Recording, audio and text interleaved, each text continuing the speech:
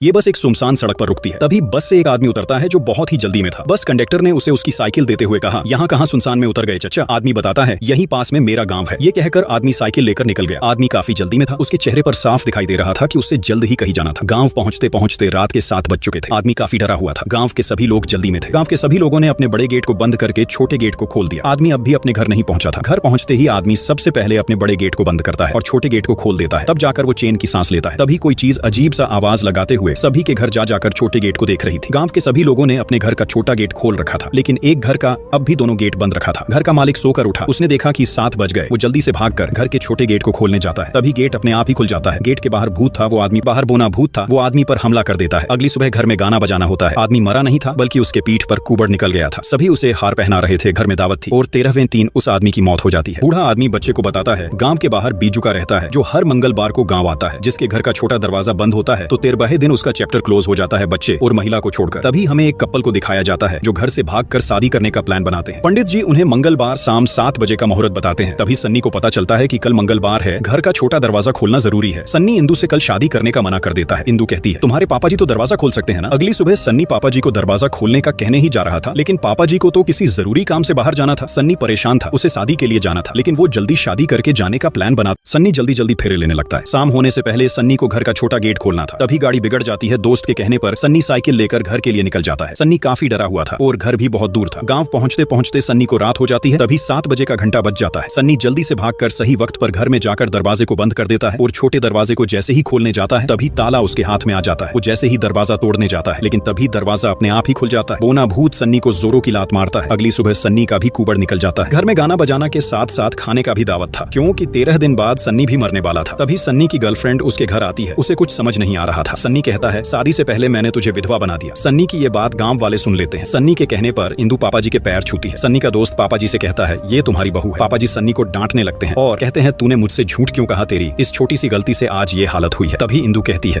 तब फालतू का ड्रामा हो रहा है, ये कोई भूत भूत नहीं है, ये एक बीमारी है। इंदु सभी से कहती है, अब हम सन्नी के इलाज ही है, कल ही हम इलाज के लिए दिल्ली जा रहे हैं। हॉस्पिटल पहुंचकर डॉक्टर सन्नी का एक्सरे देखने के बाद इंदु से कहता है, ये एक छोटा सा मांस का गट्ठर है जो किसी हड्डी के साथ जुड़ा नहीं है, हम सर्जरी से इसे सही कर सकते हैं। ये सुनकर इंदु खुश हो जाती है। रात के समय इंदु को एक अजीब सा आदमी पानी देकर कहता है, क्या बोल रहे थे? ये एक छोटी सी सर्जरी है, सब ठीक हो जाएगा। ये कहकर वो हंसते हुए गायब हो जाता है। सन्नी का दोस्त इंदु से कहता है, भैया ठीक हो गए। इंदु देखती है कि सन्नी का कुबड़ हट गया था। सन्नी का दोस्त पापा जी से कॉल पर कहता है, भैया ठीक हो गए। सुबह जब इंदु नींद से जागती है तो सन्नी डरा हुआ था, क्योंकि उसका कुबड़ फिर से पहले जैसा हो गया था। लिफ्ट में वही आदमी इंदु को अपना कार्ड देते हुए कहता है, हर जवाब साइंस के पास नहीं होता। इंदु को कुछ समझ नहीं आ रहा था। गांव पहुंचते ही वो देखते हैं पापा जी ने बैंड बाजे वालों को इनके स्वागत के लिए बुलाया था। तभी पापा जी देखते हैं सन्नी का कुबड़ ठीक ना हुआ। वो दुखी हो जाते हैं। तभी हमें उस आदमी को दिखाया जाता